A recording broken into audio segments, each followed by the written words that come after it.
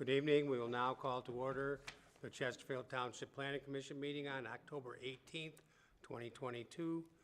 I will call the roll. Paul Miller is here. Mr. Alexi? Here. Mr. LaBelle? Here. Mr. Demink? Here. Mr. Renault? Here. Mr. Jaworski? Here. Mr. Klonowski? Here. Mr. Leonard? Here. Mr. Carr? Here. All is here. Please stand for the Pledge of Allegiance. I pledge allegiance to the flag of the United States of America and to the republic for which it stands, one nation, under God, indivisible, with liberty and justice for all.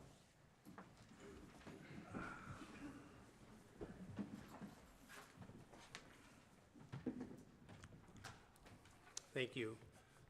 Approval of the agenda. I will make a motion to approve the agenda as submitted. Support. We have a motion by Mr. Miller, supported by Mr. Alexi. All in favor? Aye. Opposed? Motion passes. We have one public hearing tonight.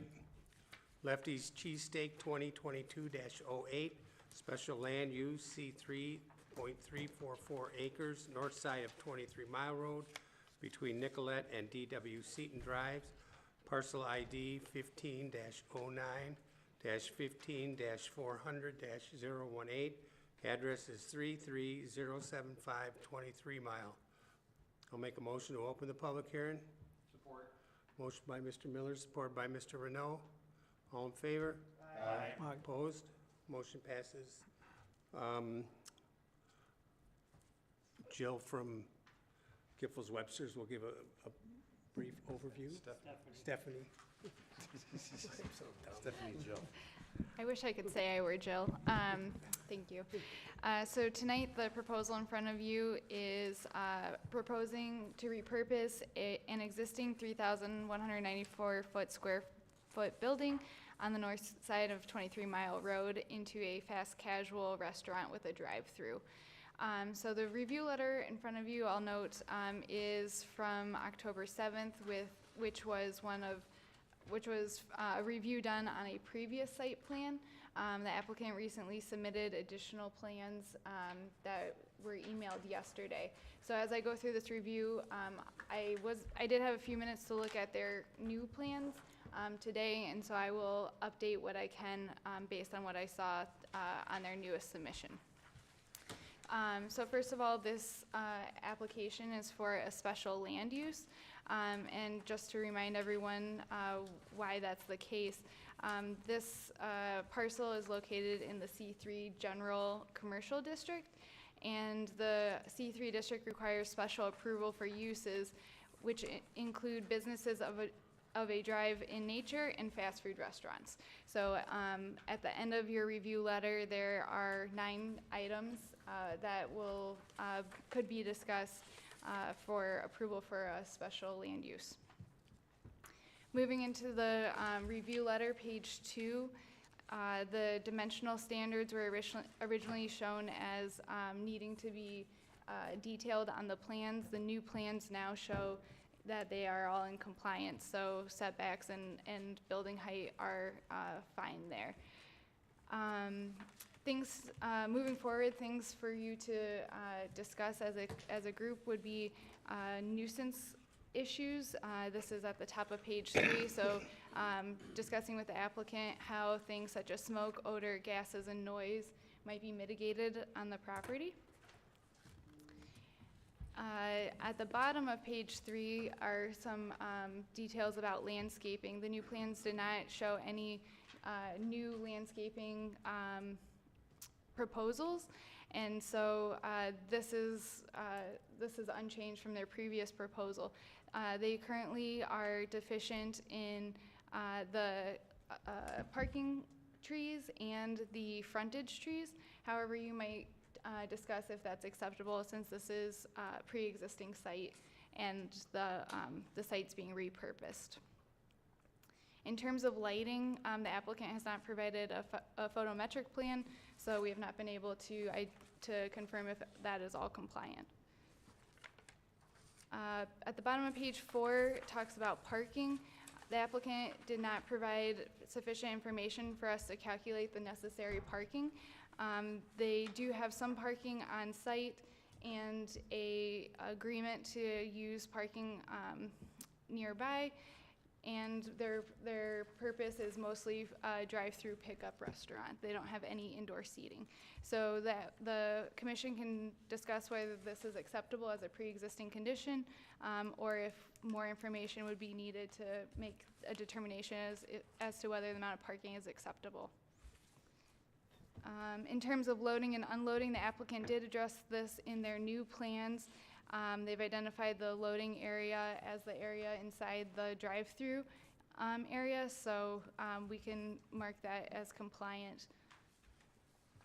At the top middle of page 5, talks about the drive-through and drive-up lanes. The applicant did show better circulation, although I will note that the arrows moving from the bypass lane into the two-way, the arrows on the two-way are incorrect. So we'll ask for those to be updated, but that's an administrative issue. There are concerns about going from the one-way bypass lane into the two-way maneuvering lane, specifically, or in particular, because that's really kind of an intersection, and the applicant has not proposed any sort of signage, such as a stop sign, for those coming from the bypass lane. And finally, on page 6, the ordinance requires that drive-through lanes and stacking spaces have to be set back 10 feet from the property line, and that 10-foot buffer needs to be landscaped. The applicant has proposed an 11-foot wide bypass lane, which is not landscaped. So this would require a ZBA variance to move forward. And the applicant should be able to address with you, if you are concerned, how they're going to mitigate too many cars being in the stacking lanes, and how they'll address what will happen if that's the case. And truly finally now, the applicant did put in a sidewalk connection to the site from the existing sidewalk on 23 Mile Road. So, thank you. Thank you. Somebody here from Lefties like to address the board? Sure. Thank you, Ms. Osborne, for reviewing the project. Would you like me to stand? Yep.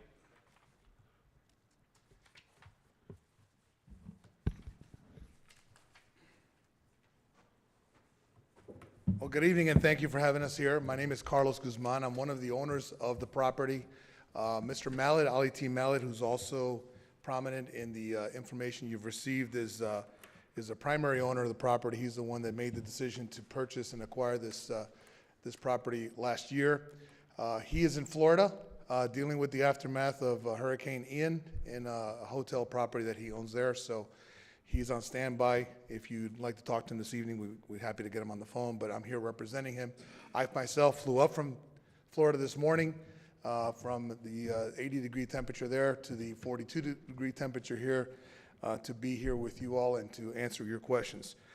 So my role with the business and the company is I play the corporate role for Lefties, as well as we are franchisees of our own system. So this particular location in Chesterfield, which we have made the investment in and are excited to be here. As Jonathan will attest, we've met with him a number of times, is not only a corporate-driven initiative by Lefties, but it's also where we are franchisees of our own system. And we are seeking to establish a Lefties franchise in that building.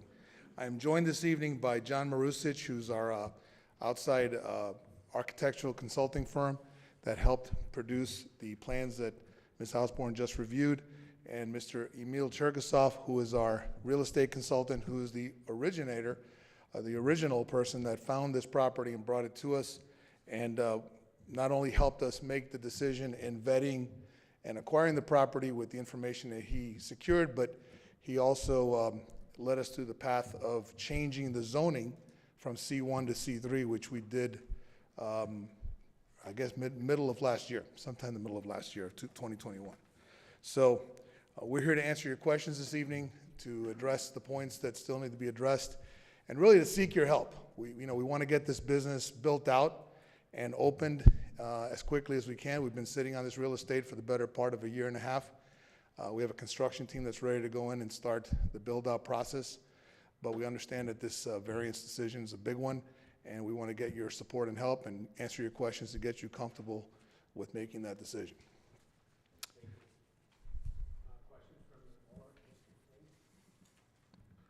I mean, being that it was a bank and it's in the middle of the parking lot there of the old Chesterfield Mall, what I called it, I don't have anything as long as whatever you guys want to do regarding like the stacking and the parking, but being that it was a bank and there was a drive-through there and everything else prior, I mean, I'll be happy to see a business in there. I know you gentlemen purchased a while back, and because I remember, I don't know if it was at planning or board meeting, some meeting, I remember somebody was here, so, I have no questions. I'll relinquish that to the other board members and their feelings, especially Mr. Carr on his architectural designs and his expertise. Mr. Renault? I'm actually going to defer at the moment. I'm assuming we're going to address the items that were in the report. It's down here, so. I'm going to defer for the moment, assuming that we're going to address the questions here as we go down, because I am actually interested too in hearing Mr. Carr's take on this. Okay, Mr. Carr?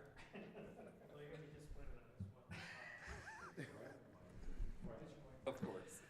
Well, only because I mean, because of the constraints of the site, I mean, we either make a decision where the site constraints, maybe it's not the right site selection for what they're trying to do, but if we're gonna entertain that it is, there's not a lot they can really do, with the constraints of the existing site, so it was kinda hard for me to really make a lot of comments. I mean, obviously, you guys know how I feel about trees and landscape buffers. I mean, I'd like to see those.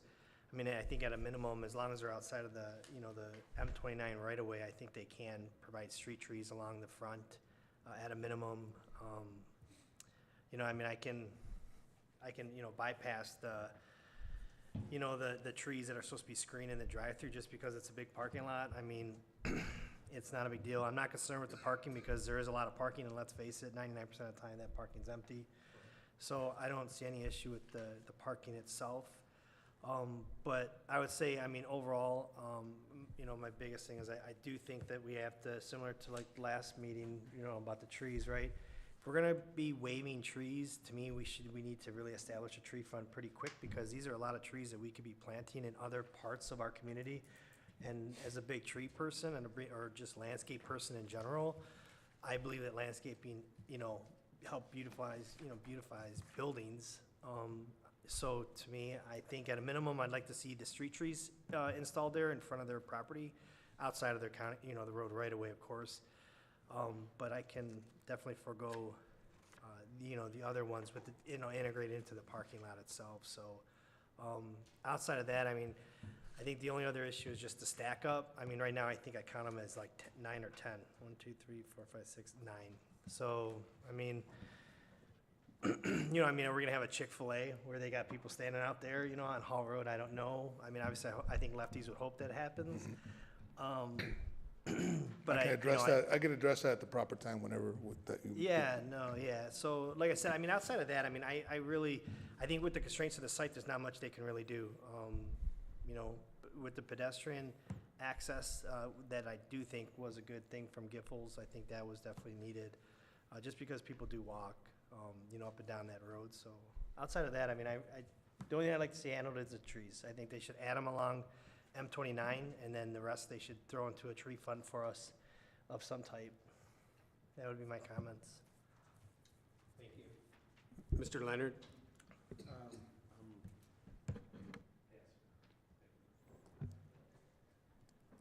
Mr. Jaworski? Yeah, and as it pertains to the parking, it doesn't appear that there's an inside restaurant. It's just a walk-up or a drive-through. So a lot of the other restaurants in the area don't have that many slots. I've looked at a couple other lefties that are in strip malls, and this is about the same, if not more, parking spots. The only thing, I would just wonder what the agreement is with, because you've got, the way the lot is situated, you're right up to the lot line, and then you're utilizing the entrance to the west. And was there any objections from anybody in that area? Because there's going to be a lot of traffic down that. especially that's where I'm guessing if there was any stack up as far as the drive-through is concerned, that's probably where it will be. And then also with the garbage trucks going in there, or the trash removal going in that particular area. I just want to make sure there was no objections from the surrounding neighbors, or I don't know what the agreement is about using that entrance. We'll address that as well. That was it. And then the trees, I agree, but not too close to the entrance. One of the big frustrating things that I have, not only with our township, but other townships, is a lot of people put the trees so close to the road going in or out of the subdivision or business that it actually blocks the view of traffic. So I agree with, I don't think our sight line, they need to be expanded, or we need some control over people grooming and stuff, because it just seems like everywhere I go, again, not just here in Chesterfield, other neighborhoods, I mean, that is just, you can't see what sidewalks coming by and other vehicles, et cetera. So that's my only comment. Thank you. Mr. Klinowski? Just the stacking, I'd like to see the applicant address that. That's the biggest issue that I have. Okay, thank you. Mr. Alexi? About how many people do you think will be working there? 3 employees on any one 3 shift. employees? Yes, sir. And you're not gonna do anything to the outside of the building? You're not going to make any changes or paint any bricks or anything? Is that correct? Not unless it's properly approved through building permits and so forth. Thank you, that's all I had. Yep. Mr. LaBelle? Unfortunately, I do have questions. On the drawing itself, you're showing the drive-through stacking lane, and there appears to be a green belt around in that U shape around the stacking lane. My first question is, it calls out for a bioswale. What does bioswale mean? If you can address that. I'd like to see on the drawing what kind of plants, trees, things you're going to be putting in that bioswale. Secondly, again with the drive-through in the U shape, you see the dumpster location. I would think that the garbage truck is going to come off of either 23 Mile Road or from the parking lot, pull down that lane, do his duty, get the garbage dumpster into his truck, and then he's got to back out of there. He's got to back into the lane of traffic that is coming in off of 23 Mile Road, and there's a building right there, so he really can't see. How's he going to see what he's backing into? That is a concern that I have. Also, on the drawing, you're showing a pole light. You're showing lighting on the exterior of the building. There's no photometric drawings here. How do we know that there isn't going to be any kind of light mitigation into adjoining pieces of property? I want to see that. And then also, I think it may have been brought up, other food chains have, and if you could explain your process, other food chains have smoke coming out of the top of the building that sometimes is offensive.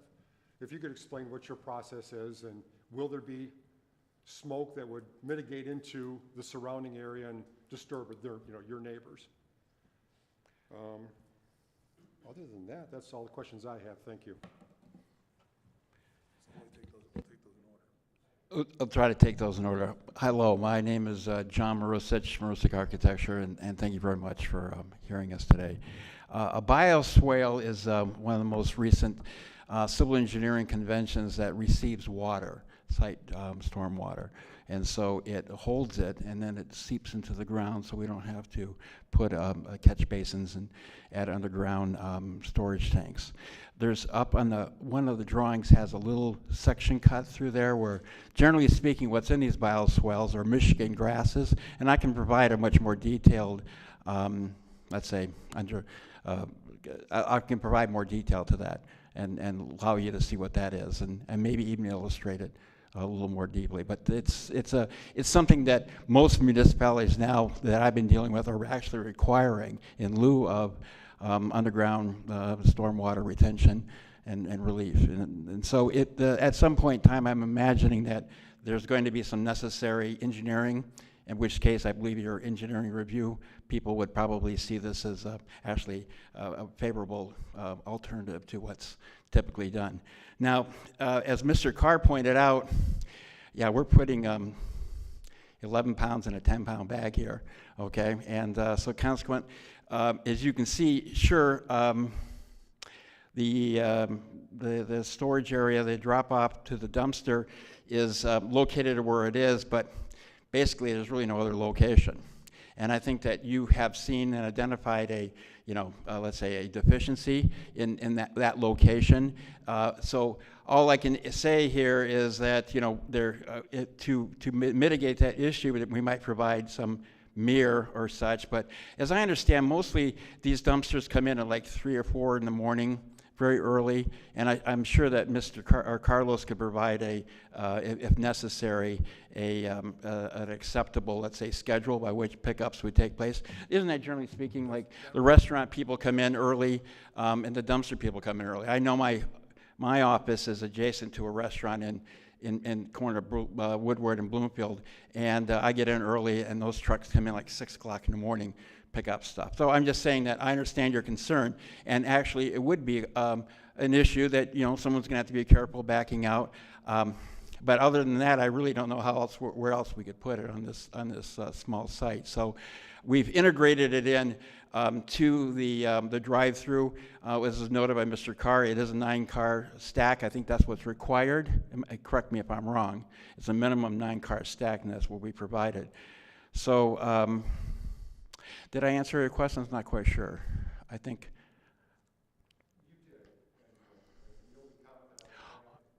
Photometric is also. No, the only other comment I would have is, you're talking about 6 o'clock in the morning. There's a gym right there, and that place is busy at 6 o'clock in the morning. So there's probably more traffic in the morning than you would see in the afternoon.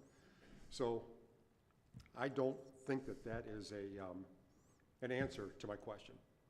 Thank you.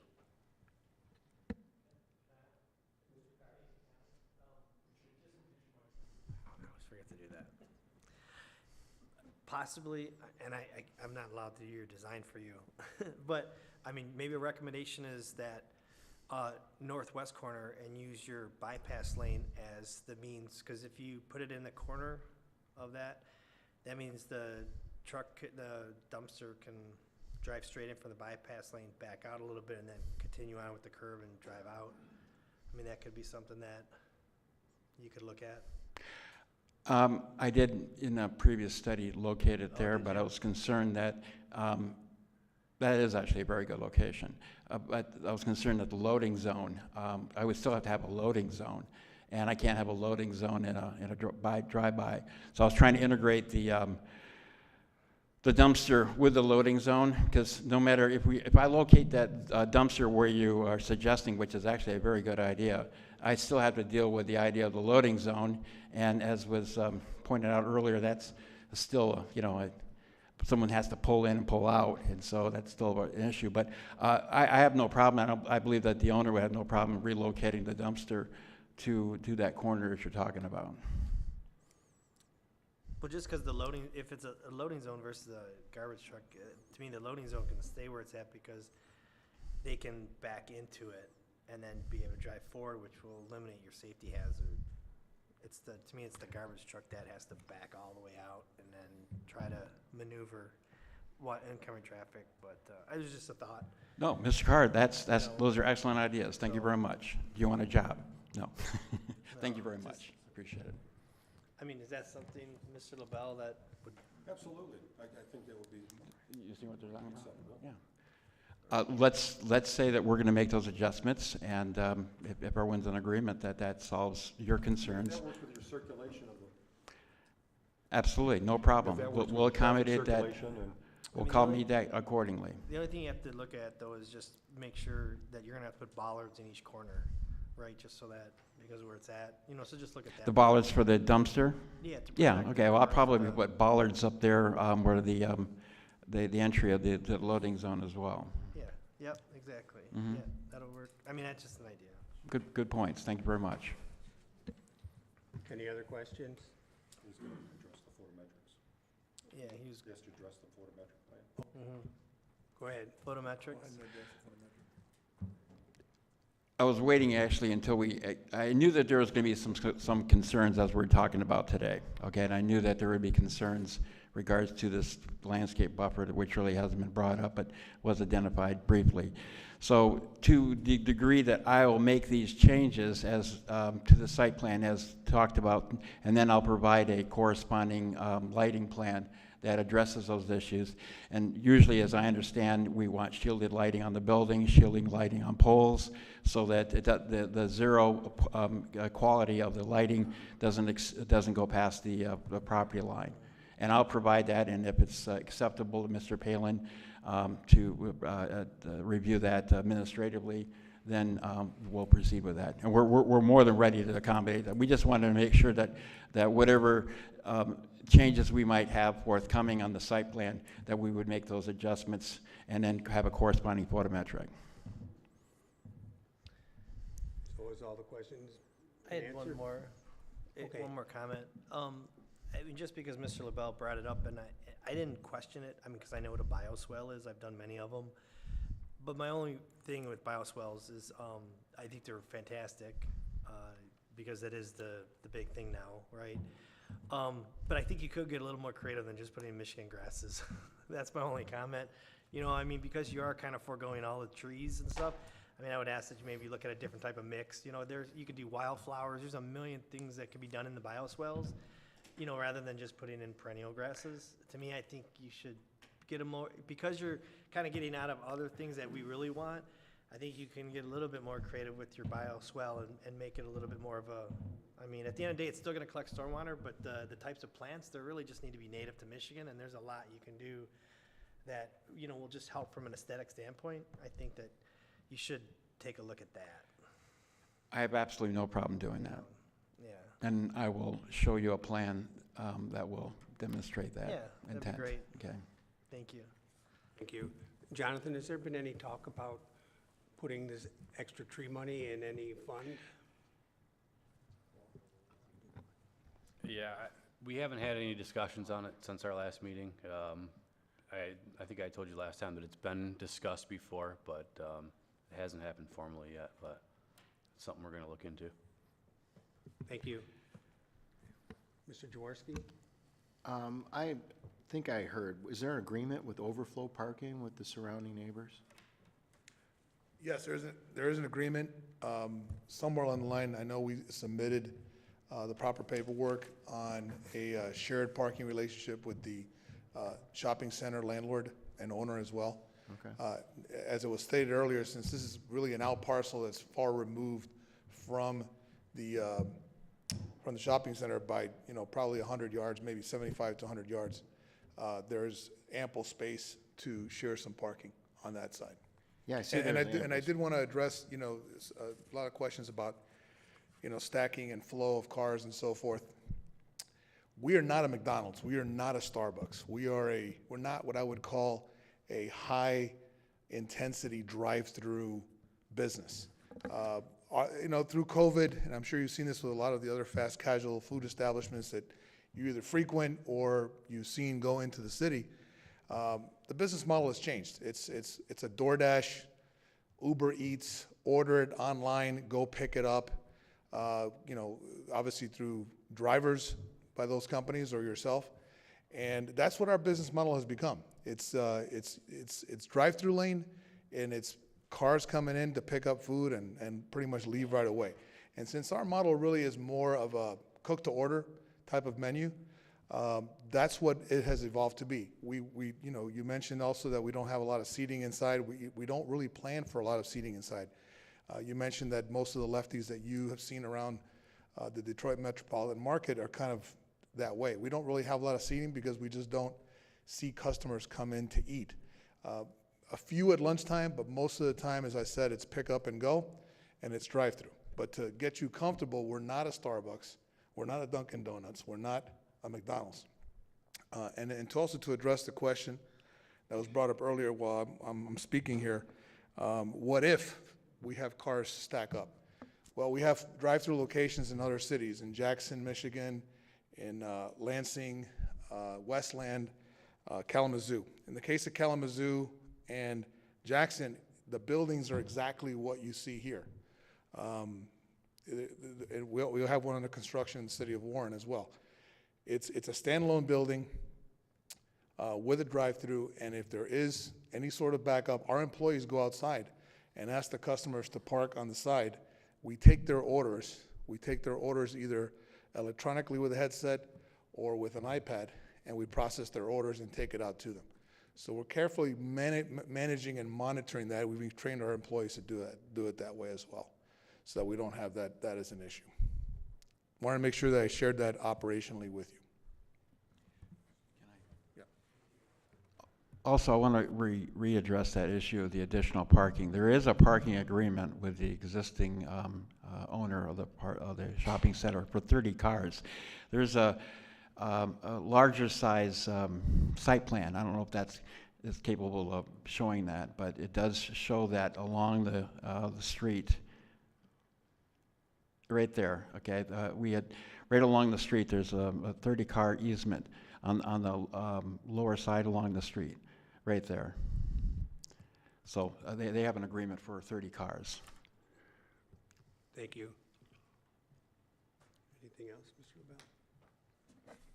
LaBelle? Would you have an opportunity to talk to us about the smoke coming out of the building from your exhaust fans? Yes. So operationally, we have basically a grill, a 2-3 foot griddles that's where the actual cheesesteaks are made, cooked to order. The architectural plans for the internal build-out have that all laid out as far as the hood that goes in there and all the equipment that goes with it. We have the same equipment in all of our other locations. We do not have any sort of uncomfortable or odors per se. All the equipment we use is obviously reviewed in the planning process, inspected at the rough level, at the final level with mechanical inspectors. We have a professional mechanical contractor that installs them, all these hoods, and we've never had an issue with regard to the smoke becoming unbearable or problematic in any location, whether it's in a strip center, where there's other tenants, or whether we have a standalone building as we have here. Operationally, we clean those hoods on a weekly basis. We clean the entire system, the hood, the chute, and the turbine every 3 months to make sure that they're clear of any sort of debris or grease that may accumulate. So we're very much attentive to that matter, sir. Thank you. Thank you. Is there anybody here from the public who would like to speak? Please sign in, state your name for the record.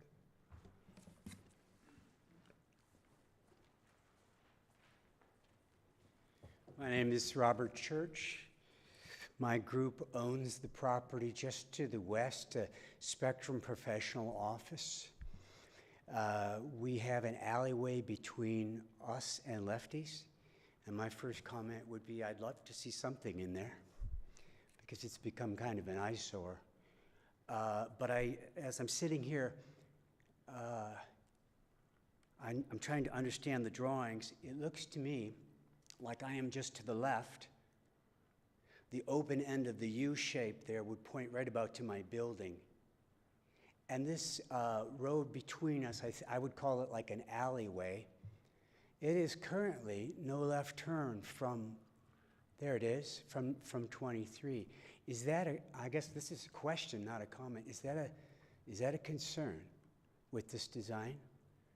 And I would also say that if it becomes left turn, I would love that because the gym traffic is cutting across my parking lot to get to the gym if they come from the west on 23 Mile. So I think that's the extent of my comments. Unless this is my only chance, then I'll think of something else to ask. Thank you. Stephanie, have they answered most of the questions that we have listed? There's at least one point of clarification. In the plans, it doesn't show any indoor dining, but you mentioned that, it sounded like you might have some. Can you speak to that, please? It's really minimal seating.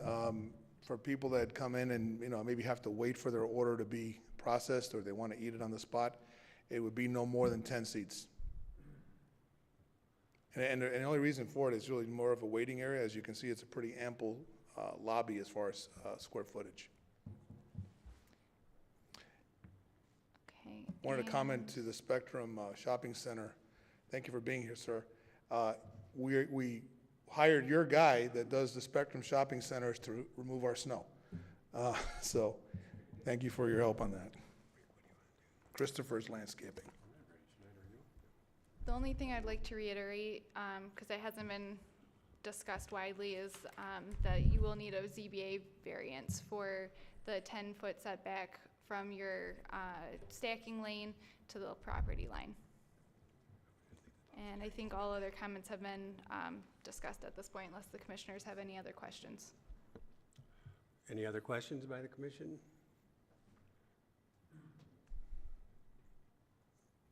Mr. LaBelle? Property line that he just pulled up there on GIS, the gentleman was worried about from Spectrum. Yeah, so the property line of the current site that we're discussing tonight is on the east side of that drive. So that drive over to the property line belongs to the shopping center, the bowling alley shopping center essentially.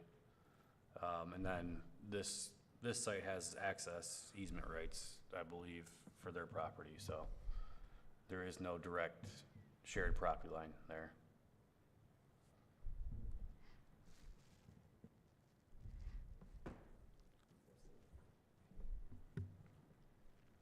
So basically, I think, John, this is what you're saying is, what this gentleman was talking about, that property line there between his building and the driveway, any improvements to that would have to be done by the property owners of, is it Lavdus and Scroy? Yeah, correct. I'm not exactly sure on how the ownership is working these days, but yeah, that's correct. Okay, thank you. You understand what I just said there, sir? Okay, if your building's there, your office building, to the left of the red line, these gentlemen's property is only that small square right there. So they're only responsible for that. So that other part where you said like as an eyesore, you wanted something in there, some type of like, I take it you wanted some type of like maybe trees or to improve that is not the property that they have the rights to. Yours is, looking at your building, the first red line, that from there to the small red square, that property, as Johnson's got the pointer in, that belongs to the people that own. That actually wasn't my concern. I was merely saying that the building, looking abandoned for so long, okay. has become a bit of an eyesore. All right, I thought you were worried about like No. the growth there, or the green belt there. But I am still concerned that there's, if I understand the drawing that has the circulation and the drive-through, that this is the entryway to that.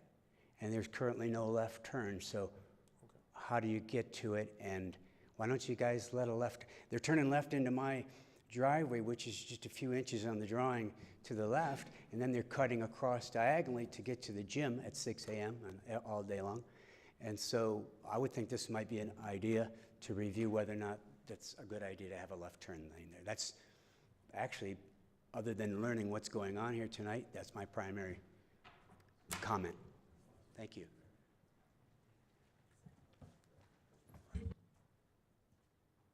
And if I may, my name is Emil Cherkasov. I just want to make a comment that Mr. LaBelle, the trash picks up service once a week.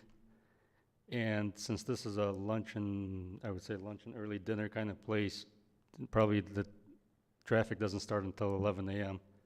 So if the gym people are there early and the trash service comes once a week, maybe we can all agree on a specific time that, yeah, we can definitely coordinate that with the city. And then I do agree with the Spectrum building owner that this has been an eyesore for, if I'm not wrong, it's about 9.5 years it's been vacant. So the property's just been deteriorating. Lefties has owned it for almost 2 years now, and you can tell they want to be in the city, right? Because they fought to get it rezoned. They're here fighting it still. And it's not going to be a big moneymaker for them, but they want to be in the city. And just to reinstate what Carlos said, there's not gonna be that much traffic. It's not a McDonald's, they don't do breakfast, lunch.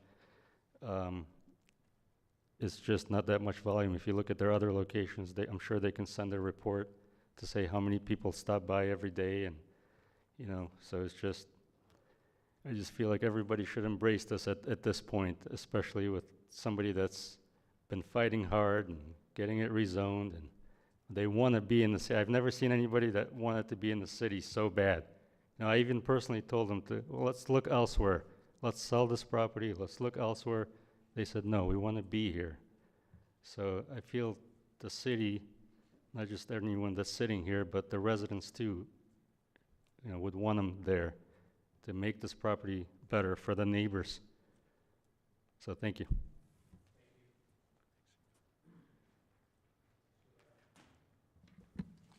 Mr. Chairman,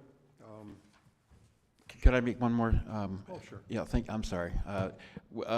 We just want to know a little bit more about the procedure from this point on. It was mentioned by Stephanie that we would have to go to the ZBA in regards to the landscape buffer. So will there be a decision tonight and then we go to the ZBA? Or what's the procedure, or what's our next steps in order to get this moving to the? I'm gonna allow Jonathan to answer that. Okay. At this point, it's up to a decision from the planning commission. Then, I mean, if their decision were to approve, then it would obviously be subject to a ZBA variance, at which point you would apply for that, and then any approval would be conditioned on that. The planning commission has the option of approving with that condition of a variance being granted, or tabling a decision and having them go to postponing a decision and having them go to the ZBA ahead of time. At this point, it's up to the commission how they choose to proceed. Well, we would respectfully ask that the planning commission approve our plan subject to the ZBA approval of the buffer condition. Thank you. Mr. LaBelle? Mr. Chairman, I personally think that we should leave this public hearing open. And there's a lot of items that need to be addressed. I would ask that we postpone making a decision. There is a meeting for us on November 1st, and then our next one is on December the 6th. In the interim, there's probably no reason at all that they can't go to ZBA and ask for a variance so that we can finalize our recommendation to the main board. As a resident of Chesterfield Township, I look forward to your restaurant. I do. I mean, that's, you know, it's something that we want as well. And we want to work through anything that we can to get you here. So my recommendation to the board is that we should leave this public hearing open for this evening and give them an opportunity to address all of the issues that are on, that has been put forth in front of them this evening, because they have had some of this information prior to this meeting that has not been addressed. So with that, that's my closing statement, Mr. Chairman. We have a motion by Mr. LaBelle, supported by Mr. Miller. All in favor? Aye. Opposed? You should pick a date specific that you're going to bring it back for the continued public hearing. As part of my motion, December 6th. let's step back. How much time do you need? When's your next meeting? We have one on November the 1st, and then our next one after that is December the 6th. Because the second meeting in November is an election. And Mr. then Chairman? December the 6th is our last one, then we've got the Christmas break. Okay, hold on. Go ahead. That depends on the specifics of that motion. That include coming back after the ZBA, because we still have to go through the Can they notice get a ZBA process. Can we get a I know, that's ZBA why. meeting in I'm between? That's pulling what it up we're right gonna now. come I gotta do a little bit of math here, so give me a second. I'm suggesting that we come back November 1 with all the changes based upon the comments. That way you'll have an opportunity to feel secure that a lot of your concerns are met, and then I would then go to the ZBA. That's my Are you recommendation. comfortable with changing your drawings for November the 1st? Yes, I am. Okay. You have to be in by this Thursday. What time? 5 o'clock. I can be a little bit more flexible on that one if we're going digital and everything, so, early Okay, Mr. next Chairman, week. I'd like to change my motion to postpone making a decision and leaving the public hearing open until November the 1st, 2022. We have a motion by Mr. LaBelle, continued support by Mr. Miller. All in favor? Aye. Opposed? Motion passes. Thank you. Okay, I would suggest that you get on the ZBA's agenda as soon as you can. When is that opening, Jonathan?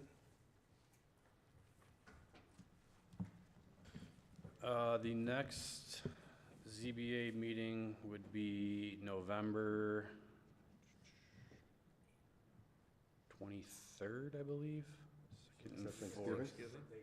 That's week of Thanksgiving. They're gonna have a meeting before Thanksgiving?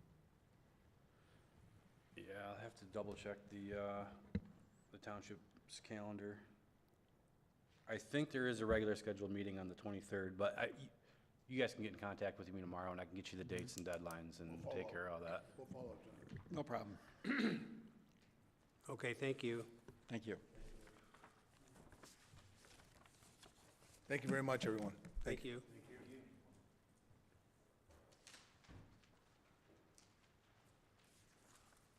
Approval of the minutes of prior meeting. I will make a motion to approve the minutes of October 4th, 2022. We have a motion by Mr. Miller, supported by Mr. DeBank. Okay. Go ahead, Brian. It was interesting, you know, I read the minutes, and, You guys can hear me. My question is, well, you might not be able to hear me. I was curious about those meeting minutes. Like, I remember, you know, like, before, like, it seemed like the meeting minutes were much more comprehensive in regards to, they had like, you know, Mr. Carr, you know, Mr. Leonard, and it had like a dictation of everything we said. I noticed like the latest meeting minutes are just like, we came, we saw, we said yes, and we moved on. I just, is that a new way of capturing the meeting minutes? Because it doesn't go into any of the conversation that was actually said by any of the board members. So if somebody would really wanted to read the minutes, it doesn't really tell them other than, hey, we reviewed this, this was a public hearing, it was reviewed, it was approved, and like, these are the yays, these are the nays, and that's really all it says. Is that like a new meeting Yeah, format? I mean, I wouldn't say it's a new format. There has been discussion on the minutes and what goes in the minutes. You know, you gotta show who was here, what was discussed, what decisions were made, and it's a general, you know, collection So of it's like what a was summary. discussed, right? So it's just a summary. You know, and at the end of the day, they're the minutes of your guys' meeting, so if there's something that you feel like isn't reflected accurately, I mean, this would be the time to change that and put that in there. But anything of substance and any decisions that are made are for sure put in there. But there's a lot of times where your minutes could be 30 pages long with, you know, some back and forth discussion that's I not. was just asking. I mean, I'm okay with it, just so now I know moving forward that it's like a summarization of what happened. That's Yeah, okay. right. I just didn't know, like, when I read it, I was like it didn't go into any of the discussion points or any of that stuff. That's all. Yeah. So I understand now. Okay. Yay. I've got a question, if you don't mind, Mr. Chairman. Yes, Mr. LaBelle. This is more of a question for Mrs. Sievert. Would the YouTube video could it be used in court if in fact there is a discrepancy and there isn't a detailed explanation as to why we said things? Well, a YouTube video is admissible in court if it's relevant, but the only, this is going to not sound right, but this is the fact. The only relevant part of the meeting is, I'd like to make the following motion. Everything leading up to that in a courtroom is of no significance. When a court reviews a record, whether to the ZBA or the Planning Commission, the court really has no interest in what happens from the time you say the Pledge of Allegiance until the motion is made, because it's just dialogue. It's different board members having different input on a particular issue. But the only thing that's significant is what a majority of a quorum decides by way of a motion. And when the motion is made, let's say to approve a special land use based on the following conditions, A through 1 through 10, that's all the court looks at is, this is the reason, and how does it compare to the criteria in the ordinance? But all the dialogue that goes back and forth is really of no legal significance. It just doesn't matter. Well, I represented a community years ago where they literally put this poor clerk through typing up a verbatim transcript of the minutes, and we were literally getting minute transcripts that were 30 and 40 pages long. It was like reading a Shakespeare play. And it was completely ridiculous, because the only part is at the end, so. Yeah, same thing, even at a Board of Trustees meeting, all the dialogue that goes, so you can have 2 hours of dialogue. The only thing that matters, 3 of dialogue, and the only thing that matters is the motion. Yep.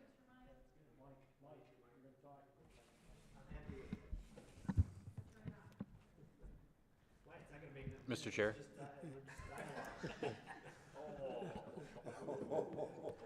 Mr. Chairman? Yes. Just a segue off of that. I did provide you all, email and in front of you tonight, some sample motions, which will hopefully help with that.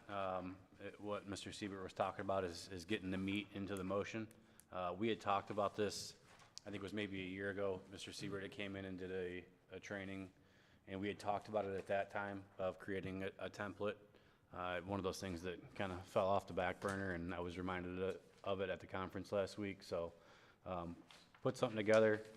Again, it doesn't have to be verbatim to that. We can tweak it, or you guys can tweak it if there's something you're more comfortable with, but that's the general structure of how it should be. And I provided the blank one, so if you guys wanted to write notes in there, and then also the other one with the markup. So, that the markup's the important stuff that needs to be, you guys need to make sure you're getting into your motions, so. Okay, thanks.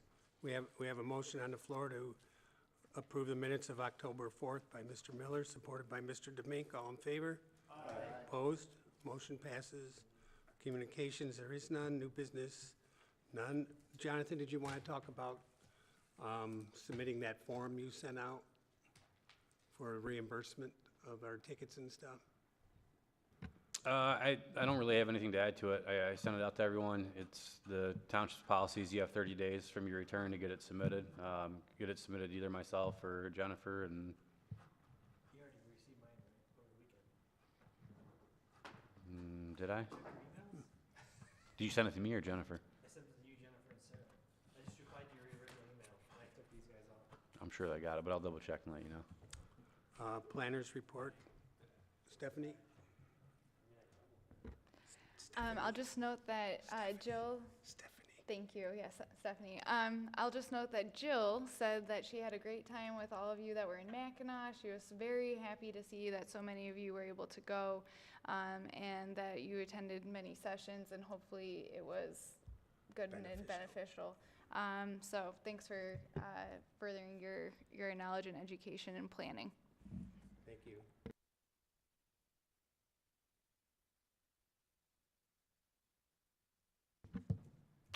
I don't have anything, thanks. I am all set, thank you. No. I'm all set. I actually have comments. I do. It was brought up earlier about the road sign, no left turn. And then after attending the MAP conference, which was very educational, I just would like to throw it out there. I know we've got the rules in the back for the public. One of the topics that spoke with a lot of the planners at the conference was really just educating the public on how the Planning Commission bases their decisions, what involvement the public can have in our decisions. But these road signs, I think we should have something that we can share with the public because it's out of our control and jurisdiction. And if there is someone, because we didn't really address the gentleman's left-hand turn concern, right? If there was a particular department or number or somebody that we could forward them to, I think it would relieve a lot of the pressure on this planning commission Because again, correct me if I'm wrong, Jonathan, we have no control over the left-hand turn. I can tell you that, correct. The road signs all come from the County Road Commission, and there has to be a traffic control order for a road sign. I know that from my law enforcement. Exactly. So So it my ca- we point can't be like is, the township puts it up. It's my gotta be point by is, the- we had one gentleman here address that question, and personally, I don't think we adequately answered his question. So if we were just to come up with, very similar to the rules that we have put on the back, which is great, thanks, Jonathan, I think that would just really help us If you go out. down by the dollar store by the post office, they just turn left anyways. Well, And we tell people that all the time at board meetings. People come in and complain about the roads. I said, we can't touch them. They're county roads. Right. You know, everything's done by the county. Well, why can't you fix it? Or why can't you patch it? Or why can't you plow our snow? The roads in this township are governed by the county of Macomb. probably 50% of the questions that I field from the Yeah, public and pertain to the that's roads. what it is. 'Cause I get that all the time, and so do the other 6 board members when we sit up here. But county runs them. And just like plowing snow, the only time we can touch the roads is when the county tells us to, like it's a big blizzard. They'll say, okay, you can do these roads or do these roads, but that's all we can do. No, I just think it would be a great idea if we had a canned Right. I verbiage should answer to this share with question, the but public. That's all. I was looking at something else he was talking about. I thought he was talking about the buffer. That's what I was picking up. So if I'm not mistaken, what he was saying is, they cut through his parking lot right now to go to the gym. the gym. So it almost sounds like it's gonna be happening more often. If they can't get into the driveway at Lefty's, they're gonna cut early. Is it something that has been reviewed by the County Road Commission, or does it need to be, or can it be, or? The cut-through is, it looks like it's a cross-access easement. I mean, it's there, it's curbed. So I don't know, I haven't looked into that. It's, north of the Lefty's building and basically the back end of his building, but it looks like it's an existing cross-access easement, so, I mean, that's gonna be between property owners, and not sure that we would be able to have any say in that anyways. Just like with any development, like when we did on 23 west of Altman, there was a cross-access for all those restaurants there along 23. So, I mean, you can go from this one to this one to this one. There's a roadway there, or just like over by Lowe's, you got that road running off, I forget the name of it, but like from Vergodi, basically going over to, all the way over to where Aldi is. Right. Traffic can go through there. That's why, we put it in there, but then you get into a different thing once it's on private property. Right. Anything else, Ralph? Nope, thank you. Mr. Klinowski? Nothing from me. Mr. Alexi? Yeah, I'd like to thank the township for sending us to the Mackinac Island Conference. We did go to a lot of sessions, we learned a lot of stuff, but most of all, we had the opportunity to talk to all the other people from all the other cities. We did a lot of networking, and I think we learned just as much from them as we did going to the sessions. So I'd like to thank the township for letting us do that. Thank you. Mr. LaBelle? I too would like to thank the township. I feel that it was very beneficial, and as Mr. Alexi just said, we did get to meet with many people. In fact, we had an extensive conversation with the planner for Macomb County. Right. Jerry Santoro is his name. And he explained that that Macomb County does have money for trees, and that he'd like to include Chesterfield Township in that business. So I've got his information. I've asked Mr. Palin if I could meet with, I mentioned Mr. Palin, I could meet with Josh Sonnenberg or with the township supervisor and pass on this information to them to see if they can contact him to benefit our township. And also looking for volunteers for pre-planning. When is the next meeting? Next meeting is November 1st. November 1st. Carl and Jerry? Is that it, Rick? That's it, thank you. Okay, I would also like to thank the township for letting us go to Mackinac Island. It was very worthwhile for everybody that went. I think we had the biggest group that went there. I think we had 9 people there altogether, so Thank you very much. If there's nothing else, I will make a motion to adjourn at 7:59. We have a motion by Mr. Miller, supported by Mr. Renault. All in favor? Aye. Opposed? Motion passes. Thank you. Thanks.